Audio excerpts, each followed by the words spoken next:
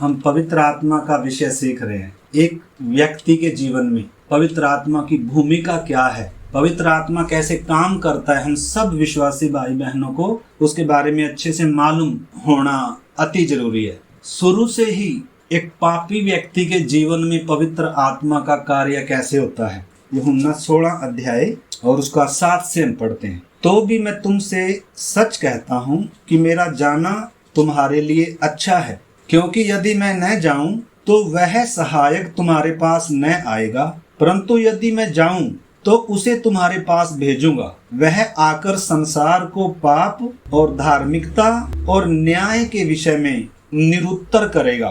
पाप के विषय में इसलिए कि वे मुझ पर विश्वास नहीं करते, और धार्मिकता के विषय में इसलिए कि मैं पिता के पास जाता हूँ और तुम मुझे फिर न देखोगे। न्याय के विषय में इसलिए कि संसार का सरदार दोषी ठहराया गया है। मुझे तुमसे और बहुत सी बातें कहनी हैं, परंतु अभी तुम उन्हें सह नहीं सकते।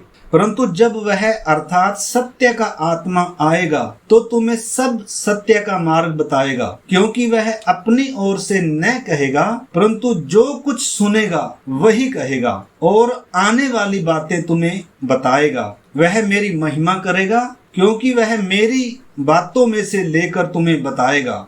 पवित्र आत्मा की भूमिका, पवित्र आत्मा का काम एक व्यक्ति के जीवन में कैसे होता है, प्रभु ने इधर बताया। यीशु मसीह क्रूस पर बलिदान होने के बाद पवित्र आत्मा का युग है। अभी उस समय कलीसिया की स्थापना हुई। कैसे पापियों को पवित्र आत्मा ने पाप के प्रति कायल किया, कैसे धार्मिकता के प्रति और न्याय के प्रति निरुत्तर किया। तो हम देख सकते हैं सबसे पहले पवित्र आत्मा एक पापी के जीवन में काम कैसे करता है। शुरुआत से लिखा वह आकर पाप और धार्मिकता और न्याय के विषय में निरुत्तर करेगा। मतलब पवित्र आत्मा ही है जो पाप में पड़े हुए व्यक्ति को, जो परमेश्वर को नहीं जानता, यहूदियों को भले ही व्यवस्था भी दिया था, लेकिन उन्होंने यीशु मसीह को, परमेश्वर को नहीं पहचाना, उन्होंने जीवन को नहीं पहचाना।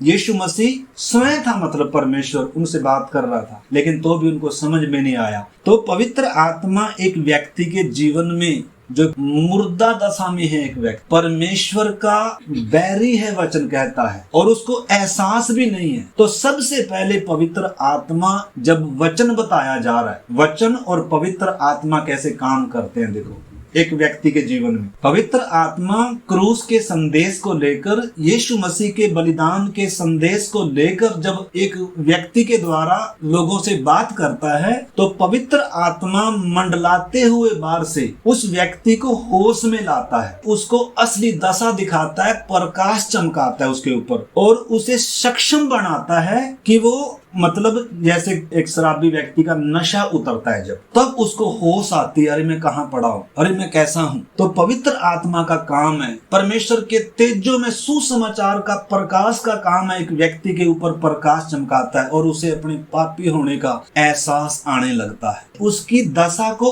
उजागर करता है और उसकी मदद करता है, मन फिराव भी देता है, कायल भी करता है, ताकि वो क्रूस के पास आए, ताकि उसको मालूम चले कि मैं गड्ढे में पड़ा हुआ हूँ, मैं पाप के वश में पड़ा हूँ और मुझे बचाए जाने की जरूरत है, मुझे उद्धार की जरूरत है। तो हमने समझना, शुरू से लेकर आखिर तक, महिमा में पहुंचाने तक, यीशु के बादलों पे आने तक पवित्र आत्मा की जो भूमिका एक व्यक्ति के जीवन में, हमने उस चीज को समझना है। तो पहले बाहर से रहकर काम करता है, जब एक व्यक्ति सचमुच में अपने पापों को पहचानता है, पापों के प्रति कायल होता है और यीशु मसीह को अपना प्रभु और उद्धारकर्ता करके स्वीकार करता है, मन फिराता है, और ये सारी प्रक्रिया पिता, पुत्र, पवित्र आत्मा और परमेश्वर का वचन एक व्यक्ति को इस्तेमाल कर जो वचन बता रहा है, पापी व्यक्ति के जीवन में काम कर रहा है। तो पवित्र आत्मा होश में ला रहा है, कायल कर रहा है, पापों को उजागर कर रहा है, ताकि सचमुच में एक व्यक्ति की आंखें खुल जाएं और वो सचमुच में, जिसने आज तक अपने पापों को कभी पहचाना ही नहीं था,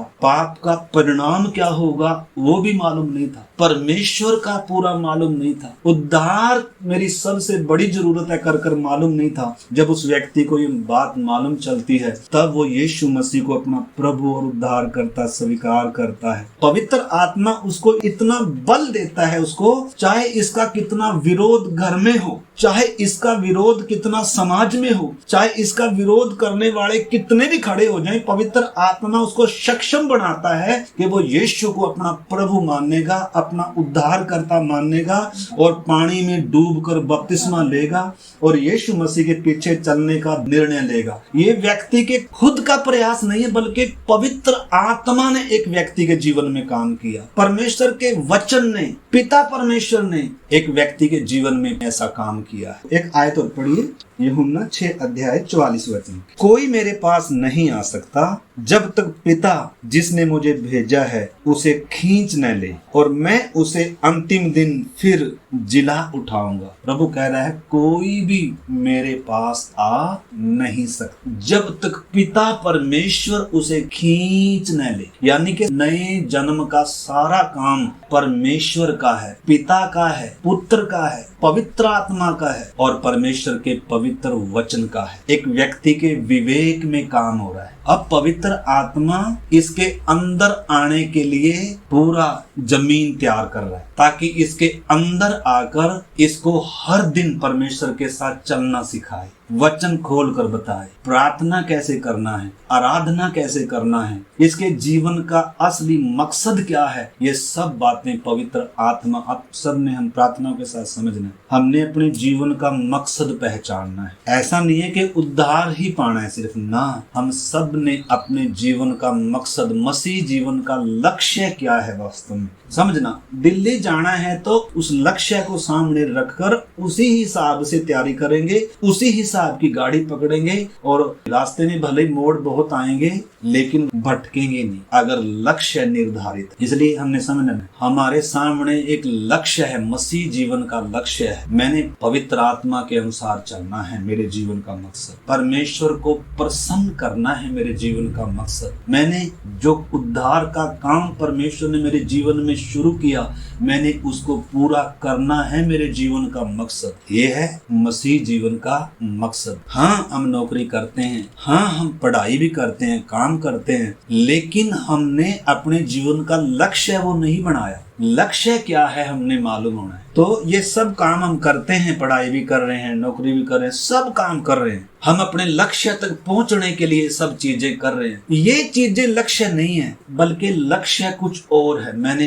पवित्र आत्मा की अगुवाई में चलना। तो हमने समझना मेरे प्यारे भाई बहनों, पवित्र आत्मा का काम एक व्यक्ति के जीवन में कितना, इसलिए लिखा है जितने लोग पवित्र आत्मा के चलाए चलते हैं वे ही परमेश्वर के पुत्र हैं। तो हमने समझना है हमारे जीवन का मकसद क्या है, मसीह जीवन का लक्ष्य क्या है। मैंने पवित्र आत्मा के चलाए चलना है। ऐसा है तो उसके लिए इतना आसान नहीं है, क्योंकि हमारी बुद्धि, हमारे अपनी योजनाएं, हमारे अपने प्रोग्राम सामने रहते हैं जो परमेश्वर की इच्छा के विपरीत भी होते हैं। परंतु परमेश्वर ने हमें अपना पवित्र वचन भी दिया जो हमारे पांव के लिए दीपक है, हमारे मार्ग के लिए उजियाला है। मतलब रास्ता किधर से है, मैंने पांव कहाँ रखना है। कीचड़ भी आएगा, अंधेरा भी आएगा, गड्ढा भी आएगा। अगर रोशनी नहीं है, लाइट नहीं है मेरे हाथ में, तो मैं भटक जाऊंगा, मैं गड्ढे में गिर जाऊंगा, मैं कीचड़ में गिर जाऊंगा। इसलिए वचन हमें रोशनी देता है। वचन और पवित्र आत्मा अगुवाई करने के लिए शुरू में हमें मालूम नहीं होता, इसलिए परमेश्वर ने हमें अपने दास भी दिए हैं,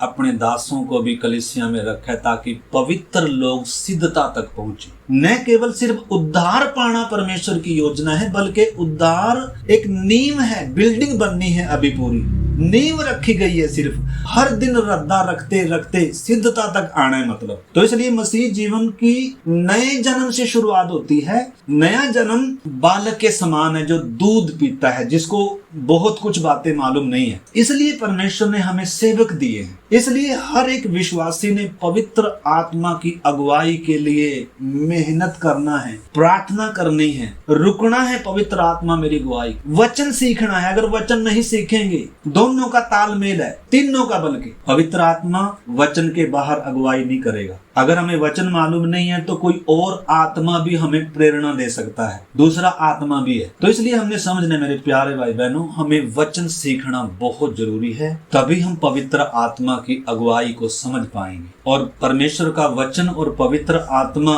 हम शुरू में समझ नहीं पाते हैं, इसलिए परमेश्वर ने हमें अपने दासों को भी दिया है। इसलिए हर एक विश्वासी ने, मेरे प्यारे भाई बहनों, वचन के अधीन होना है, पवित्र आत्मा के अधीन होना है। और जो सेवक जो सचमुच में वचन के अनुसार, आत्मा के अनुसार अगुवाई करने के लिए, क्योंकि बहुत सारे भटकाने वाले भी हैं, तो इस करके हमने उस बात को समझना है। लक्ष्य से भटक सकते हैं, आपने समझना है आपके जीवन का लक्ष्य क्या है, उसको आगे रखना है। सब बातों में वो प्राथमिकता रखना है। आज प्रभु आएगा तो मैंने उसके साथ जाना है, मैंने अपने उद्धार के काम को पूरा करना है। हाँ, मैं पढ़ाई करनी है, हाँ मैंने नौकरी करनी है, हाँ मैंने काम करना है। तो हम सब ने थोड़ी देर के लिए इस बात को समझना है, हमारे जीवन का मकसद है हमने परमेश्वर के साथ चलना। इंसान को इसीलिए सिरजा गया है, इसीलिए परमेश्वर ने अपना पुत्र दिया, पुत्र ने क्रूस पर अपना प्राण दिया, अपना लहू दिया। और इसीलिए पवित्र आत्मा, परमेश्वर तब का तीसरा व्यक्ति तो इस समय हमारे अंदर आकर बैठे, ताकि हमें चलना सिखाए, हमें वचन पढ़ना सिखाए।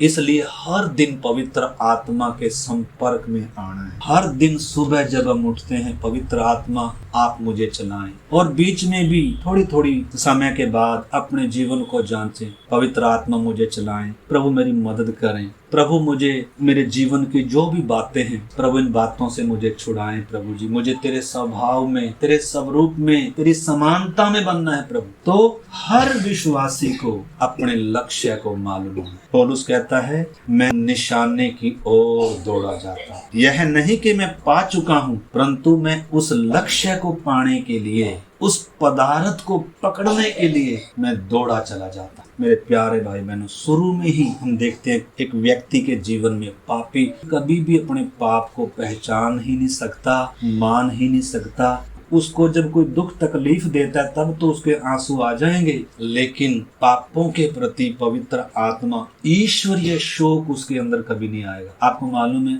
यहूदा इस्करियोती के अंदर भी पश्चाताप आया, वो भी रोया, लेकिन वो पश्चाताप उसको मृत्यु की तरफ ले गया। लेकिन जो ईश्वरीय शोक होता है, जो पवित्र आत्मा परमेश्वर के वचन के द्वारा एक व्यक्ति के विवेक में करता है, उस व्यक्ति को सक्षम बनाकर, बल देकर, मन फिराव का मन देकर, ऐसे पिता प्रेम की रस्सी से खींचकर पवित्र आत्मा एक व्यक्ति को क्रूस के पास लेकर आ रहा है। तब एक व्यक्ति क्रूस के पास आकर अपने पापों को मानकर यीशु के पीछे चलने का निर्णय ले रहा है। और ये एक व्यक्ति के जीवन का सबसे बड़ा निर्णय है। पवित्र आत्मा एक व्यक्ति के अंदर नया जन्म का काम कर रहा है और इतना सक्षम बनाता है एक व्यक्ति को। विरोध आएगा इस व्यक्ति का, परिवार में विरोध हो सकता है, समाज में विरोध हो सकता है, सरकार विरोध में खड़ी हो सकती है, लेकिन इस व्यक्ति को कोई भी यीशु मसीह के पीछे चलने से मौत भी रोक नहीं सकती। जिनको रुकावटें रोक पा रही हैं, वास्तव में उनके अंदर पवित्र आत्मा का इतना क्या नहीं हुआ, अभी तक काम नहीं हुआ। उदाहरण है, जिस समाज ने यीशु मसीह को नंगा कर कर क्रूस पर लटकाया था, इनकार किया था, जब पतरस क्रूस का संदेश पवित्र आत्मा की प्रेरणा से उस समाज को बता रहा है, तो सुनने वालों के हृदय छिद रहे हैं और नम्र हो गए, घमंड टूट गया और क्या कह रहे, हम क्या करें। पतरस ने कहा, अपने अपने पापों की माफी के लिए प्रभु यीशु मसीह पर विश्वास कर कर पिता पुत्र पवित्र आत्मा के नाम से बपतिस्मा लो, तब तुम्हारे पाप मिटाए जाएंगे। सिर्फ नहीं, तुम्हें पवित्र आत्मा का दान मिलेगा। उसी दिन 3000 लोगों ने बपतिस्मा लेकर उसमें जुड़े। तो ये है पवित्र आत्मा का। अब पवित्र आत्मा इनके जीवन में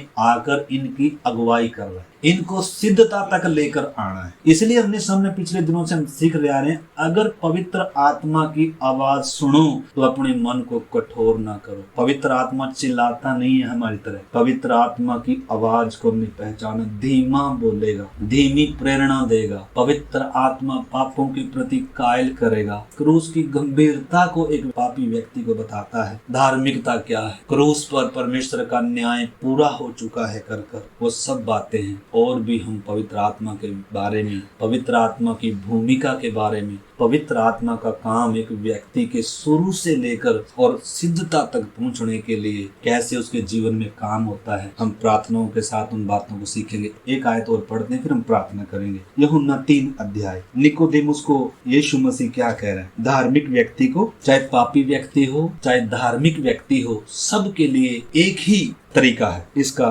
5 से हम पढ़ेंगे, 5 और 6, 3 अध्याय का 5 और 6। यीशु ने उत्तर दिया, मैं तुमसे सच सच कहता हूँ, जब तक कोई मनुष्य जल और आत्मा से ना जन्मे। जल और आत्मा, जल वचन को भी दिखाता है, जल पानी के बपतिस्मे को भी दर्शाता है। इधर लिखा है, जब तक एक व्यक्ति जल और आत्मा से ना जन्मे वह परमेश्वर के राज्य में प्रवेश नहीं कर सकता। मुर्दा दशा में और उसको एहसास भी नहीं है पवित्र आत्मा का कितना बड़ा काम है। जैसे मैंने शुरू में बताया, पृथ्वी बेडोल, सुनसान, अंधकार, उजाड़ पड़ी है और डूबी हुई है। उसी प्रकार पापी की हालात, लेकिन पवित्र आत्मा एक व्यक्ति को उसकी असली दशा दिखाती है। असली दशा दिखाती सिर्फ नहीं है, उसके अंदर नई सृष्टि का काम करता है, नए जन्म का काम कर रही है। वचन, पवित्र आत्मा, पिता, पुत्र मिलकर एक व्यक्ति को संवार रहे हैं, बना रहे हैं, नई सृष्टि बना रहे हैं और एक व्यक्ति सचमुच में परमेश्वर के साथ चलने लगा। तो उस बात को मैं समझ 6 आयत में पढ़ता हूँ। क्योंकि जो शरीर से जन्मा है वह शरीर है और जो आत्मा से जन्मा है वह आत्मा। अचंभा न कर कि मैंने तुमसे कहा कि तुम्हें नए सिरे से जन्म लेना होगा। तो इसमें बड़ी अचंभे की बात नहीं है, यीशु ने सच सच कहा। तुम सब जितने भी हमारे भाई बहन, हमने अपने जीवन को समझना, क्या मेरे जीवन में पवित्र आत्मा का काम, पवित्र आत्मा का काम जब होगा, वचन का काम जब होगा, एक व्यक्ति को उद्धार के अनुभव में लाएगा। और जब उद्धार के अनुभव में आ गया, उसके बाद पवित्र आत्मा उसके जीवन में आकर उसको धीरे धीरे चलना सिखाएगा, धीरे धीरे उसको प्रार्थना करना, वचन पढ़ना। इसलिए हर एक व्यक्ति ने अपने जीवन में पवित्र आत्मा की जो भूमिका है उसको आदर देना है, उसकी अगुवाई पाना है। पवित्र आत्मा मुझे चला। पवित्र आत्मा क्या करेगा आने वाले दिनों में देखें, गलत रास्ते से जाने में बचाएगा, ठोकर खाने से बचाएगा, पाप में जाने से बहुत सारी विशेषताएं हैं पवित्र आत्मा का काम। जब हम सीखेंगे तो इस करके आइए हम सब सरेंडर प्रार्थना। और पवित्र आत्मा क्या भी करेगा, पवित्र आत्मा कलीसिया को एकता में लाएगा, एक देह के समान जोड़ेगा, विश्वास योग्य बनाएगा, कायल करेगा। पहली सदी के विश्वासियों ने न केवल उद्धार पाया बल्कि उनके अंदर से वो मैं और मेरे को क्या कर दिया, खत्म कर दिया, हम में जोड़ दिया, देह में जोड़ दिया, एकता में ले आया। तो ये काम पवित्र आत्मा के अलावा असंभव है, अनहोना है। क्रूस का संदेश और पवित्र आत्मा एक व्यक्ति को सिद्धता की तरफ लेकर चले। इस करके आइए हम सरेंडर करें, प्रभु हमारा असली सही लक्ष्य दिखाए। पवित्र आत्मा हर दिन मुझे अगुवाई। पवित्र आत्मा में आनंद है, बल है, पवित्र आत्मा में ज्ञान है, बुद्धि है, परमेश्वर का भय है। जहाँ कहीं पवित्र आत्मा है वहाँ स्वतंत्रता है। आइए पवित्र आत्मा को, अगर हमने उद्धार का अनुभव पाया है तो पवित्र आत्मा हमारे जीवन में। कुरिन्थियों को पौलुस लिखता है, क्या तुम नहीं जानते पवित्र आत्मा तुम में वास करता है, तुम परमेश्वर का मंदिर हो। हालेलुया। अपने देह के द्वारा, अपने जीवन के द्वारा परमेश्वर की महिमा करो। मनुष्य को परमेश्वर ने अपनी महिमा के लिए सृजा है, अपने साथ चलने के लिए सृजा है। अनंत काल की परमेश्वर की एक योजना है। हालेलुया। हर दिन पवित्र आत्मा, जब हम शाम को बिस्तर पर जाते हैं, बिस्तर पर सोने से पहले थोड़ी देर बैठ जाएं।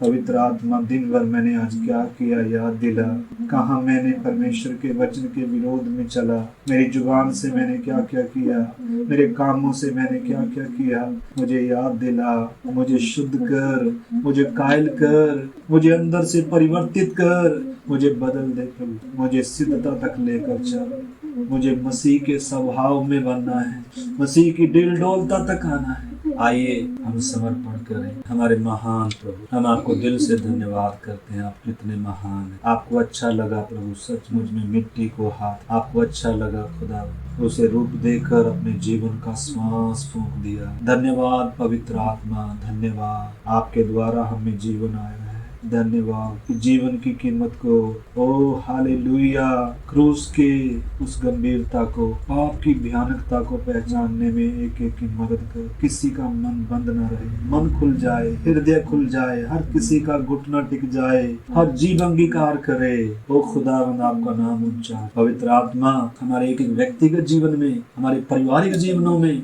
हमारे कलीसियाई जीवन में, सामूहिक तौर पर भी आप हमारे सबके जीवनों में बहुतायत के साथ काम करें। हमें चलना सिखाएं, हमें कुछ नहीं आता, आप हमें सिखाएं। बुद्धि आप में है, ज्ञान आप में है, बल आप में है, छुटकारा, आनंद। ओ खुदावंद हमारी जिंदगियों पर आपका नियंत्रण हो जाए। आपके हाथ में सौंपते हैं प्रत्येक को। हमें जो आपने हमारे लिए रखा है प्रभु, आपने अपने दासों को दिया है, अपने पवित्र वचनों को दिया है, ताकि हम आपके साथ चलना सीखें। आपके सामर्थ्य हाथ में सौंपते हैं। आदर महिमा सब आपको देते हुए प्रार्थना को हमारे उद्धार के कर्ता प्रभु यीशु मसीह के पवित्र नाम से हम मांगते हैं। आमीन।